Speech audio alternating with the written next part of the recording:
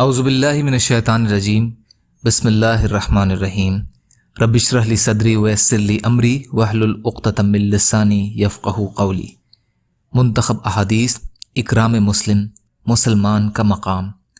حضرت ابو ہریرہ رضی اللہ تعالی عنہ رسول اللہ صلی اللہ علیہ وسلم سے حدیث قدسی میں اپنے رب کا یہ ارشاد نقل فرماتے ہیں، جس بندے کی میں دو محبوب ترین چیزیں یعنی آنکھیں لے لوں اور وہ صبر کرے اور اجر اور ثواب کی امید رکھے تو میں اس کے لیے جنت سے کم بدلے پر راضی نہیں ہوں گا۔ ترمذی۔ حضرت ابو موسیٰ رضی اللہ عنہ روایت کرتے ہیں کہ رسول اللہ صلی اللہ علیہ وسلم نے ارشاد فرمایا، جب بندہ بیمار پڑ جاتا ہے یا سفر پر جاتا ہے تو اس کے لیے اس جیسے اعمال کا اجر و ثواب لکھا جاتا ہے جو اعمال وہ تندرستی یا گھر پر قیام کی حالت میں کیا کرتا تھا۔ بخاری۔ حضرت ابو سعید رضی اللہ عنہ روایت کرتے ہیں کہ نبی کریم صلی اللہ علیہ وسلم نے ارشاد فرمایا، پوری سچائی اور امانت داری کے ساتھ کاروبار کرنے والا تاجر انبیاء، صدیقین اور شہداء کے ساتھ ہوگا۔ ترمذی کی حدیث۔ یا اللہ ہم سب کو کہنے سننے سے زیادہ عمل کی توفیق عطا فرما۔ یا اللہ جو مظلوم ہیں ان کی مدد فرما۔